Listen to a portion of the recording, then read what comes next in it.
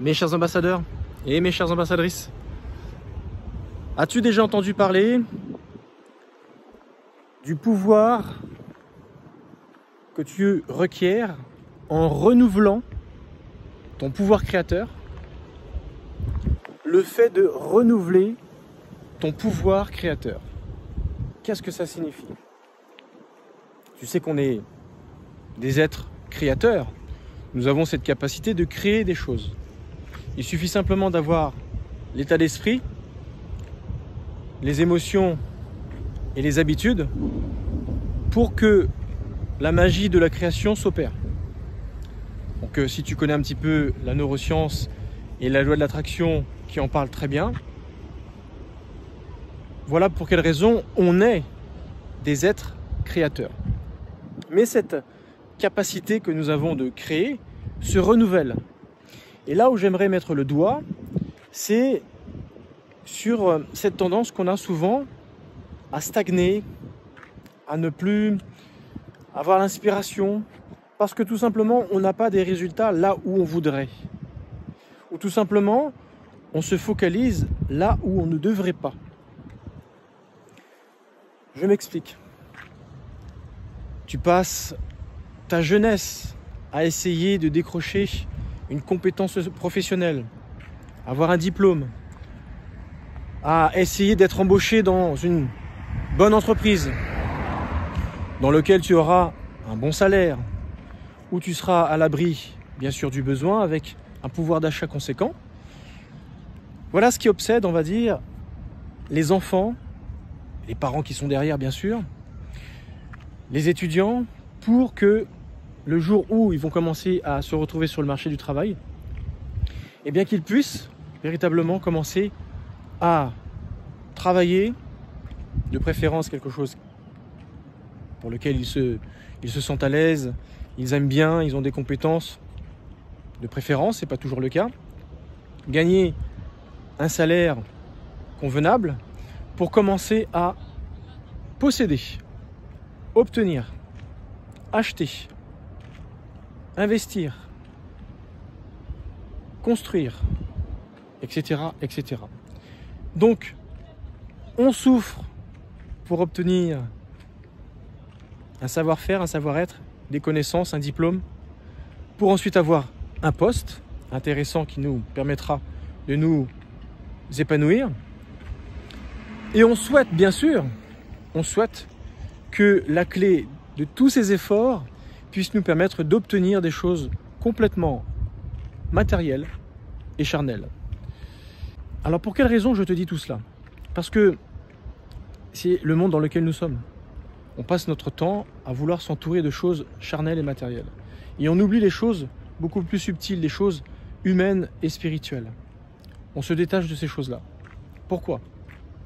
Parce que c'est le monde dans lequel nous sommes, c'est le monde tel qu'il nous gouverne. Et très peu d'initiés, très peu de personnes ont conscience de cela et sont prêts à vivre autrement. Parce qu'il y en a plein qui s'en rendent compte, mais pour rien au monde, ils ont cette force d'esprit à vivre autrement et essayer de créer par leur pouvoir créateur une autre réalité qui va correspondre à leurs valeurs. Quelque part, ils sont asservis par le système dans lequel nous sommes, mais ils ne sont pas prêts à changer la donne de ces choses-là. Si je te dis ça, c'est parce que si jamais demain, il te venait à perdre ce qui est le fruit de tant d'années de souffrance, où tu as obtenu du charnel, où tu as obtenu du matériel. Alors ça peut être, sur le plan charnel, une femme, un mari, avec des beaux enfants que tu as éduqués, qui ont également fait la même chose que toi. Tu les as éduqués un peu de la même manière que tu l'as été, en faisant comprendre, ben voilà, faut faire ci, faut faire ça, c'est important, hein, la vie, faut travailler à l'école, faut avoir un bon travail pour être à l'abri du besoin, pour rencontrer la bonne personne. Tu vois, c'est que faire pour obtenir. Et on oublie que obtenir, c'est pas forcément charnel et matériel. C'est humain. Il y a une dimension humaine, une dimension énergétique, une dimension spirituelle. Si je te dis ça, c'est parce que quand tu commences à perdre ces choses matérielles et ces choses charnelles, mettons tu divorces, ou tu deviens défunt et ta femme se retrouve seule ou inversement, tu perds une partie de ta famille. Comment tu te sens? Ça fait très mal. Tu ressouffres à nouveau parce que tu as passé ta vie à espérer, à t'imaginer avoir une telle chose, tu l'as obtenue et tu le perds. Ton pouvoir créateur a été d'obtenir des choses matérielles et charnelles. Est-ce que tu as compris où là où je voulais t'emmener?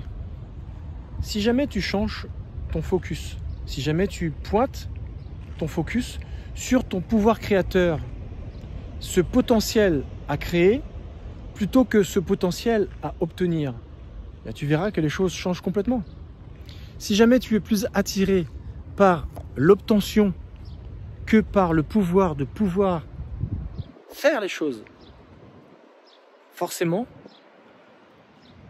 tu ne comprendras pas. Et tu vas te dire, où est-ce qu'il veut en venir? Le focus, il est beaucoup plus intéressant sur se dire, je crée, je fais tout pour créer quelque chose, j'obtiens. Mais je ne mets pas la valeur sur l'objet obtenu, la chose obtenue, la personne obtenue, un contexte obtenu. Non, je continue de mettre mon focus sur ce pouvoir que j'ai de, à nouveau, créer quelque chose. Et si ça, tu l'as compris, ben, tu ne seras pas en souffrance si jamais tu venais à perdre ces choses charnelles et matérielles. Plus tu crées des choses humaines et spirituelles, plus tu t'élèves et moins tu as peur de perdre des choses matérielles et charnelles. Parce que, on le sait, c'est pas un scoop. Sur cette terre, on est tous appelés à mourir un jour ou un autre. La richesse que tu as aujourd'hui, tu peux la perdre demain. Ta pauvreté, c'est pas forcément une fatalité, ou ça peut l'être, parce que finalement, tu ne cherches pas à changer ton mindset pour pouvoir basculer de l'autre côté. L'avantage d'être pauvre, c'est que tu développes des grandes qualités humaines. Alors que quand on est souvent très riche, on ne développe pas ces grandes qualités. Parce que on sait qu'on peut tout se permettre, et donc du coup on a tendance à regarder souvent les autres un petit peu de haut, à moins que tu fasses de ton argent quelque chose pour la contribution, tu fais du caritatif, et à ce moment-là ça sera très bien. Mais c'est quand on vient à manquer de quelque chose qu'on apprend la patience, la longanimité, la magnanimité, la bonté. Quand quelqu'un manque, on sait ce que c'est que de manquer. Donc du coup, on aura tendance à donner, tu vois, toutes ces belles qualités que tu peux obtenir par le manquement. Du coup, tu apprends le contentement. Tu apprends également la bienveillance parce que tu sais ce que c'est que souffrir. Quand tu ne connais pas ce que c'est que manquer, quand tu ne sais pas ce que c'est que d'être pauvre, voire même en dessous du seuil de pauvreté, quand tu ne sais pas ce que c'est que manquer sur le plan matériel, mais également sur le plan affectif, sur le plan humain. Parce que quand je parle de manquement, ce n'est pas forcément sur le plan charnel et matériel. Ça peut être des choses dont tu as manqué quand tu étais enfant. L'amour, l'estime, la reconnaissance, l'acceptation de tes parents, de tes frères et sœurs. Ce qui a tendance à te faire devenir une proie idéale pour les pervers narcissiques. Et donc, quand tu as manqué ces choses, bizarrement, ça te fait devenir une personne qui, sur le plan humain, aura tendance à s'inquiéter et à donner aux autres. Parce que tu sais ce que c'est et parce que tu as souffert. Tu ne veux pas que les autres souffrent. Parce que tu sais tellement ce que c'est que tu es prêt à vouer ta vie pour ces gens-là. Et naturellement, tu es attiré par le domaine de la santé, par le domaine du social, par le domaine de l'éducation. En tout cas, tu as besoin de te retrouver avec des êtres humains où tu donnes de ton humanité, de tes qualités pour faire en sorte que ces personnes puissent avoir un petit rayon de soleil lorsqu'ils vont passer un moment avec toi. Tu veux leur donner de l'espoir, tu veux leur donner un petit rayon de soleil à chaque fois que tu te trouves avec eux, parce que tu as souffert. Donc, toute cette belle discussion que j'ai avec toi dans cette capsule, ne focalise pas ton focus sur ce que tu peux obtenir, mais plutôt sur cette capacité de continuer de pouvoir créer. Parce que si jamais tu viens à perdre quelqu'un, quelque chose, une richesse, un bien matériel, une maison, une voiture, un ami très cher, un parent qui a changé de bord, il ne te côtoie plus, avec l'âge il a changé, il est moins gentil qu'avant, tes relations ont changé, toi, ce genre de choses qui font mal.